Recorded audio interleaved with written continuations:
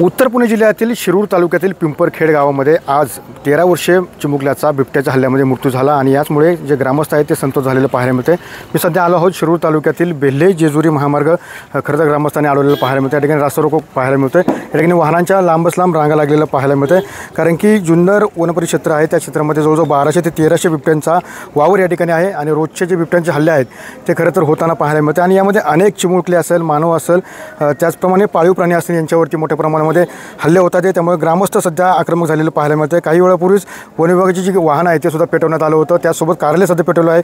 आता रस्ता रोको सुरू आहे। आपल्यासोबत काही ग्रामस्थ आहे। बाबा मला सांगा की खरं तर बिबट्याचे हल्ले वाढतात, आज रस्ता रोको करतात। साहेब खरं सांगायचं झालं तर परिस्थिती फार गंभीर आहे, पण या गंभीर परिस्थितीचा शासन पाहिजे तसा विचार करीत नाही। या ठिकाणी बिबट्यांनी आता या 15 दिवसामध्ये 3 घटना या ठिकाणी घडलेल्या आहेत, पण त्या घटनेवर गांभीर्य जितक्या प्रमाणात पाहिजे होतं तितक्या प्रमाणात काही गांभीर्य घेतलेलं वाटत नाही लोकांना।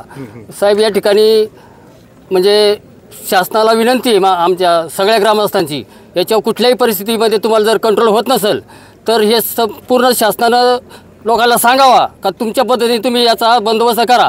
शासनाची सांगितल्यानंतर लोकांची तितकी क्षमता आहे की प्रत्येक वाघाचा बंदोबस्त हा लोक करू शकतात। फक्त त्याच्याकरता शासनाने आम्हाला सांगितलं पाहिजे का तुमच्या पद्धतीने तुम्ही बंदोबस्त करा, आमच्या पद्धतीने आम्ही बंदोबस्त करणारच आहे, पण तुम्ही काय करता हे आम्हाला या ठिकाणी शासनाला विचारायचे।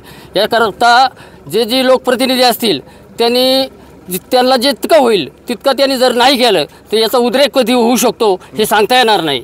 सध्या आता तुम्ही इथं वावरताय, लहान लहान मुलं आहेत, हल्ले होतात, ते भरपूर हल्ले म्हणजे आमच्या या 10 दिवसात ते 12 दिवसात 3 मानव म्हणजे खाल्लेले आमची बारीक म्हणजे म्हातारी म्हणा ते आमच्या जवळ आहे आणि आमचीच मुलांना जर खाल्ला अजून तर सरकार काय ती मुग करतं काय नक्की?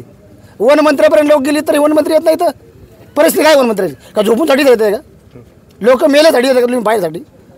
लोकांना संरक्षण द्या ना वाघाचं, नाही तर वाघ मारा सांगा, आम्ही भाले घेऊन वाघांना मारू शकतो। तुम्ही सांगा फक्त का तुम्ही वाघांना मारा दिसताशी नाही, आम्ही वाघांना मारा एवढी तयारी आमच्या लागेल तेवढी जनसमोर मारू शकतो आम्ही। तुम्ही आम्हाला म्हणा जिथं वाघ दिसेल ते मारा, तुम्ही आम्ही भाल्याने मारू शकतो, याच सांगत तुम्हाला मी। वन विभागाने 3-4 बिबटे या ठिकाणी पकडलेत, मात्र अहो ती बछडे त्यांनी मोठे वाघ नाही पकडलेले, ते बछडे होते 5-5, 6-6 वर्षाचे एवढे मादी आज फिरतात ते पकडलेले नाही। तिथं 800,000 संख्या जर त्यांची असेल आणि तुम्ही 3 बिबटे पकडले असतील तर फार मोठं काय हे केलं असं वाघ मारलाय किंवा तीर मारलाय असं काय नाही। इथं हजारो बिबटे आहेत आणि तुम्ही 3 बिबटे आपण पाहिलं की खरं तर शिरूर असेल, आंबेगाव असेल, खेड असेल या भागामध्ये मोठ्या प्रमाणामध्ये बिबट्यांचा वावर आहे आणि या बिबट्यांचा लवकरात लवकर खरं तर उपाययोजना कराव्यात अशीच मागणी या ठिकाणी करताना नागरिक आपल्याला पाहायला मिळत आहे।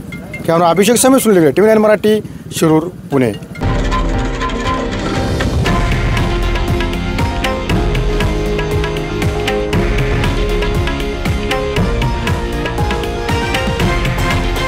हे आहे देशातील नंबर 1 न्यूज नेटवर्क आणि आपण पाहत आहात TV9 मराठी, एकमेव।